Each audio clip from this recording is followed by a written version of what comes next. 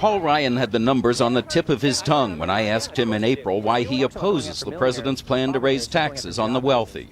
80% of all American businesses file their taxes as individuals, and the president wants their top tax rate to be as high as 44.8%. Fellow Republicans consider him the idea man of the House. He's authored dozens of conservative policies on everything from privatizing Social Security to cutting taxes on capital gains and dividends. Morning, everybody.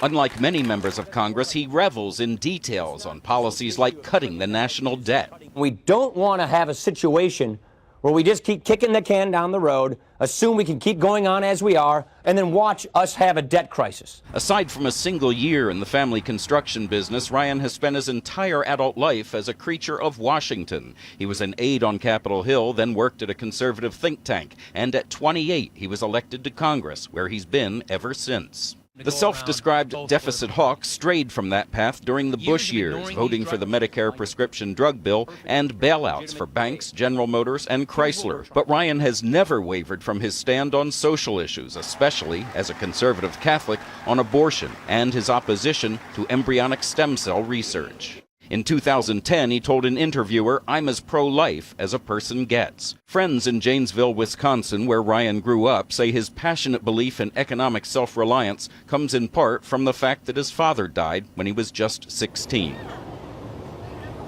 Ryan is married. He and his wife Jana have 3 children, ages 10, 8, and 7. And at 42, Ryan is the 4th youngest major party vice presidential candidate in American history. Bob? Well, Chip, he was with Mitt Romney all over the weekend. Today is his first day out there by himself. How'd he do? Well, he did pretty well, considering there were about 4 or 5 hecklers who were extremely loud standing right in front of him, but he dealt with it very well. He said, "Hey, out here in Iowa and Wisconsin, we treat people with respect." He said, "You must be from someplace else," and the crowd just loved that, Bob. All right. Thank you, Jim.